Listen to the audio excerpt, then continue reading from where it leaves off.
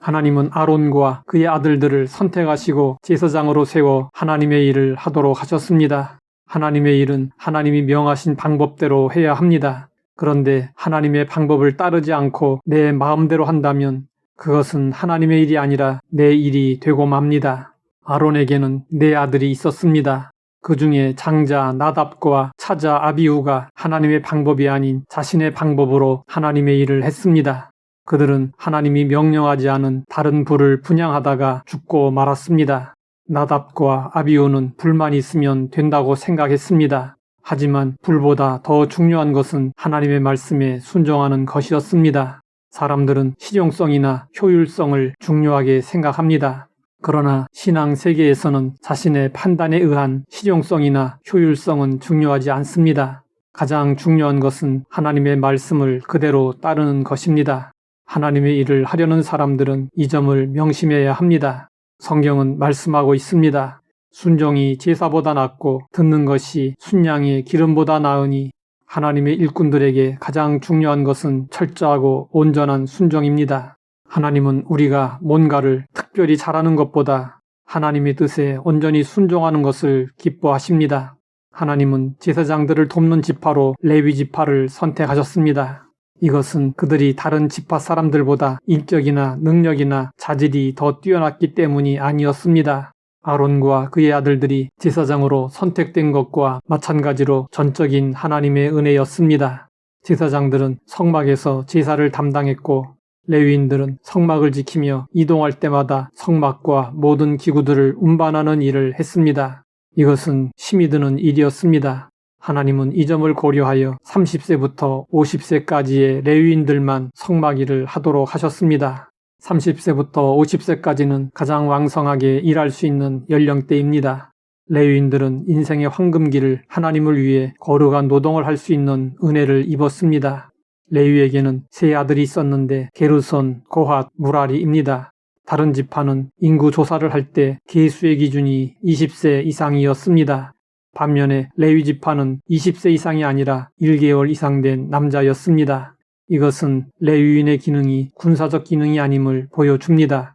레위는 하나님 앞에 바쳐진 자들이었습니다. 하나님은 우리를 예수님의 피로 값을 주고 사셨습니다. 구원받은 성도들도 모두 하나님에게 바쳐진 존재들입니다. 레위 지파의 인구 조사 결과 게르손 가문은 7,500명이었습니다. 이들의 진영은 성막 뒤쪽인 서쪽이었고 이들은 성막의 외형인 천막과 휘장을 관리하고 운반하는 일을 했습니다. 고핫 가문은 8,600명이었습니다. 이들의 진영은 남쪽이었고 이들은 성막의 가장 중요한 기물들을 관리하고 운반하는 일을 했습니다. 무라리 가문은 6,200명이었습니다. 이들의 진영은 북쪽이었고 이들은 성막의 널판지와 기둥 등을 관리하고 운반하는 일을 했습니다. 이스라엘 12지파가 성막의 사방으로 진을 쳤고 레위는 12지파와 성막 사이에 진을 치고 성막을 지켰습니다. 고대인들은 동쪽을 상석으로 간주했습니다. 모세와 아론과 그 아들들은 장막 앞 동편에 진을 쳤습니다. 레위 지파는 다른 지파와 달리 오로지 하나님을 예배하는 일을 도우며 이스라엘 백성 가운데서 하나님의 거룩하심을 지키는 사명을 감당했습니다. 성도들도 하나님이 택하신 족속이요 왕같은 제사장들입니다.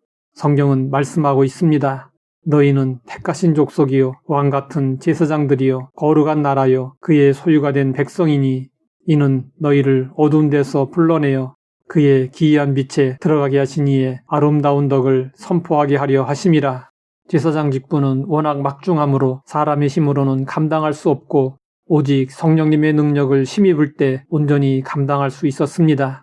그러므로 제사장으로 부름받은 성도들도 직분을 제대로 감당하기 위해 성령님의 능력을 힘입어야 합니다. 예수님은 성령님이 하실 일을 이렇게 말씀하셨습니다. 보혜사 곧 아버지께서 내 이름으로 보내실 성령 그가 너희에게 모든 것을 가르치고 내가 너희에게 말한 모든 것을 생각나게 하리라. 우리는 날마다 말씀과 기도로 성령 충만을 받아야 합니다. 날마다 성령님의 능력을 의지하고 나아가야 합니다. 이것이 성령 시대를 사는 성도들이 하나님의 일을 할 때 명심해야 할 하나님의 방법입니다.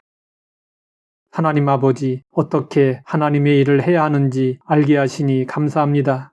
나의 방법을 버리고 하나님의 방법으로 하나님을 섬길 수 있게 하옵소서. 예수님의 이름으로 기도드립니다.